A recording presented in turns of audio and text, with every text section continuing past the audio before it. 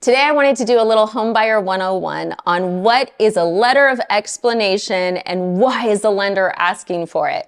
Okay, letters of explanation freak people out, and in reality, sometimes they should. Okay, sometimes a underwriter is asking you for a letter because they're trying to figure out if they should decline your file. It's true. It's true. Now, let's talk about the letters of explanation that are less scary. Okay, so a common letter of explanation is if you have new lines of credit. Okay, do you have any new lines of credit? If you don't, you just say, to whom it may concern, I do not have any new lines of credit. Okay, to whom it may concern, Macy's ran my credit, but I decided not to get a credit card. Cool, easy. To whom it may concern, Macy's ran my credit, I did get a credit card, I have a $200 balance, here's a copy of my statement. Those are easy. Those are your credit inquiry letters, easy, standard on every file, okay? Here's the one that you really need to be aware of. Motivation letter, okay? Now, this is something that's often asked if you already own a home and you're buying a new home. So if you're moving into the new home, they want to know why, okay? Especially if it's in the same area. So let's say you live on Jasmine Street, 123, and you're buying 678. Okay, that's an occupancy red flag for an underwriter. So they're going to want to know, why are you moving to 678? Like, why are you buying another house and going through the hassle of moving? Because to an underwriter, it's going to call out investment property. Okay, now look. Here's the thing, if 678 is bigger, that's a great reason. That's what your motivation letter should be. Hey, we bought 123 Jasmine and we didn't do the upgrades and we really wish we had. 678 is so much nicer. It has a bigger backyard, blah, blah, blah. Great. Now, if 678 is not as nice as 123, best of luck getting that approved owner occupied. Seriously, occupancy fraud is something that lenders are obsessed with.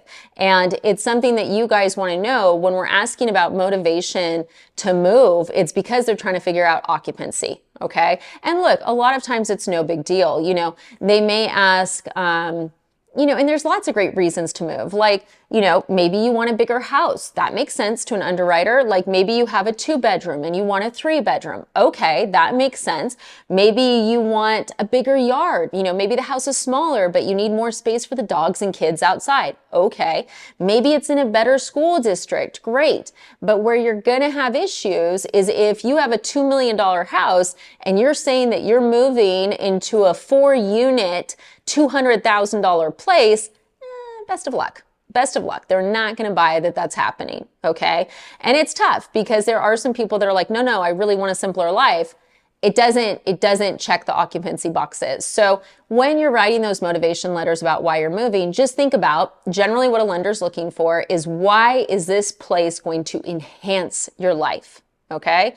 Bigger, newer, better yard, better location, neighbors that suck less, better neighborhood, better school district, closer to work, away from freeway noise, you name it. Just have a good reason why when you're doing that motivation letter.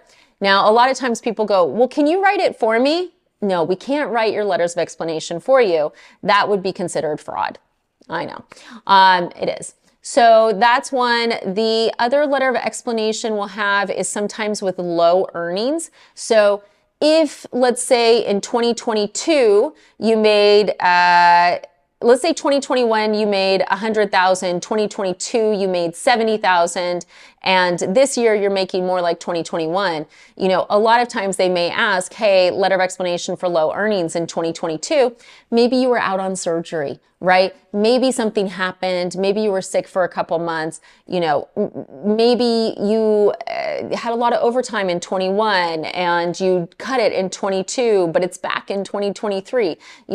That's a simple explanation. They're just trying to understand your income. Not a big deal. And I have to say, guys, on the income piece, if you work, let's say 3 12-hour shifts or 4 10 shifts, something outside of the 8-hour a day, 5 days a week norm, you definitely want to give your lender a heads up, because Underwriters are going to look at that income and think it's variable unless we already have something from your employer that states those shifts, and sometimes I'll say, hey, I want a letter of explanation that tells me about these shifts. I put that in your file because I want to red flag it to my processor to make sure she has the correct documentation for when it goes to underwriting. Okay. And look, some of the letters of explanation are just to make your file more coherent, because that's what you have to keep in mind. You tell me or Jen or Sam all the information, and then it goes to Maria or Chadwick, and then it goes to the underwriter, and then it goes to the end investor, and then it goes to the end investor's auditor. There's so many people looking at a file that the best way to make it so there's no bumps on the road is often to create the story and have it be very transparent of what's occurring. So whenever I have someone who had perhaps a job gap, or, income that is, that 410s or whatever, or trucker income, whatever it is, I'll often say to you guys when we're on the phone, hey, when you upload docs, I want you to put in a letter of explanation that just says this. It's just going to make it easier for everyone. Okay. And sometimes people go, well, I don't want to do that. Okay. Look, if you don't want to do it, that's cool.